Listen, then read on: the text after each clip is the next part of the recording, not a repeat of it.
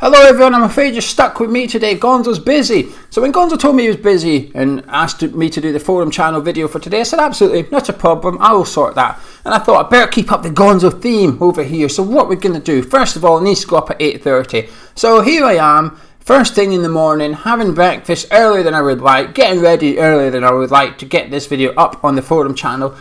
Because of Gonzo's absence. Now I know why he does videos the night before. Sometimes I've always wondered, because he misses the breaking news sometimes. He'll record his video at 6 PM the night before. News will come out at 8 PM, but he's lost the breaking news, isn't he? But now I know. When I'm trying to eat my Curiously Cinnamons earlier than I would like, I understand it a little bit more.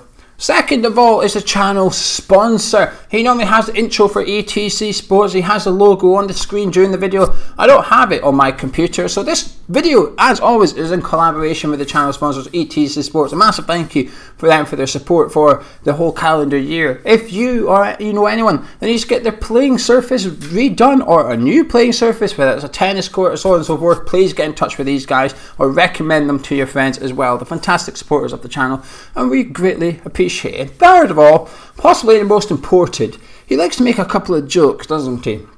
And that's not happening, I'm afraid. I know you're thinking, well, come on then, what's the joke? There isn't a joke coming. There's no pun coming here either. There's no twist, nothing. This is serious talk. No jokes. Serious talk. Tonight's game is massive. It is absolutely huge. Every game is our biggest game in the season. This is tonight. And then the next one will be, and the next one will be, so on and so forth, until we cannot qualify for European football. And I know what you're thinking, well, European football is a big disappointment, we don't get it. It is now. One of the most important things I think in life is when you get new data, you change your mind, that you're willing to alter your opinion once you receive new data. Now, every game that passes by, we get just that, new information. And I think you have to allow yourself to change your mindset, to change your opinion, to change your thoughts, but also change your ambition. So come the festive period, come January, when we're sitting in the Champions League places on merit, you have to then change what you hope from the season, which is to qualify for European football. And I've done just that, I'm afraid. Up here now, I want European football. At the start of the season, I think 9th would have been a decent season, a solid season. If we finished 9th today, I would be disappointed. I'd get over it in a couple of days, but the European dream is there and it's achievable, and I think tonight is absolutely massive. We head into tonight's game in 7th place in the league, the lowest we've been in quite a while, but a win would probably get us back into 5th. Everton take on Chelsea as well, so they can't both win. But I was trying to think, what is the best result for us out of that Everton-Chelsea game? And part of me thought Chelsea, so then we finish above Everton. But I'm getting a little bit worried that top 4 is becoming hard to get into. We know City's winning the title. Man United are probably going to finish 2nd. Leicester have been 3rd or 2nd for a large part of the season. They've got a lot of injuries, so they're the team that I think might drop out. They're the ones that are struggling, but they got a good win against Brighton despite going a goal down. If they didn't win that one, that would have been massive for us, but they did. They got the 3 points, and that's always a sign of a team that are going to do well, that could just grind out that Champions League spot, but they're still decimated by injuries. And we've got to play them as well. That's important. We've still got to play Leicester, so we can get into that fixture after the international break, 5 points behind them or something. That gives us an opportunity to win that game and close that gap on them drastically. But Chelsea are just irritatingly good under Tuchel. They're organised, hard to beat now. They're not conceding goals at all. They've conceded a couple of goals in 13 games or something stupid like that. They are keeping clean sheets. They're grinding out wins. He's working out, and he still hasn't even worked out his best 11 yet, Tuchel. He's changed formation, and I just think that they look like Champions League qualifiers, Chelsea. And I'm worried that top 4 is going to be hard to break into. And we're not the only horse trying to get into there either. We've got Everton above us. We've got Tottenham now above us. They've seemed to have come from nowhere. They were 9th when we beat them. They're up there now. Gareth Bale's finding form at the right time of the season for Mourinho to save his arse. I think Liverpool's out of it. I do think Liverpool's out of it. If we beat them, if we win tonight, we go, I think it's 8 points clear of Liverpool or something like that, or 5 points, I don't know. We have a decent gap over Liverpool with a game less played as well. So I think Liverpool's going to struggle to get into that top 4. So that leaves 7 teams essentially, and like I said, I think at least 2 of the spots are gone. It's going to be tough to get into this top 4. We've got 12 games left starting tonight. We've got 12 cup finals, as simple as that. We need European football. I want European football. I really, really do. And this makes this uncertainty over where we're going to finish, while it's exciting, it must be difficult to plan for next season. Because when we were talking about the Leeds game, one of the points I wanted to make in the preview is they're not going to go down. They're not going to qualify for European football. A bit like Wolves, there's only 2 or 3 teams in that period right now where they're looking okay. They're looking at next season. Arsenal's probably one of them as well. But you can now plan. Leeds can start planning for the summer. They know what they're going to do. They know how much money is coming in for finishing the Premier League. They can now start picking out their transfer targets, opening negotiations that they have to. Even Sheffield United, as daft as this sound, even Sheffield United can start planning for next season. They know they're going down. Chris Wilder has just said that he wishes he could get rid of some of the players, so he knows who he wants rid of. So already he can start looking at the players he wants to bring in order to go for the Championship title next season. We can't. We sort of can, I guess. I mean, does our targets change? To some extent, they probably won't. But certainly, the quantity of our targets would change. Our budget might double, but also the amount of players we need to bring in might also double. And it's not as straightforward as, that's all right, we've got 50 million for those 3, and we've got another 50 million for those 3 players as well. It's not quite as straightforward as that. We know it's that. There's far too much tangents to make it difficult. And David Moyes must have a bit of a problem right now trying to identify these targets. Now, the reason I say this, the reason I'm talking about the transfers already, because I think it's important that you start planning ahead and you get ready, because we've got the Euro Championships at the end of this season, and not a lot of transfer activity happens when there's a major international tournament on, because usually the players you want are playing in the tournament, so it's difficult to get the negotiations going like that.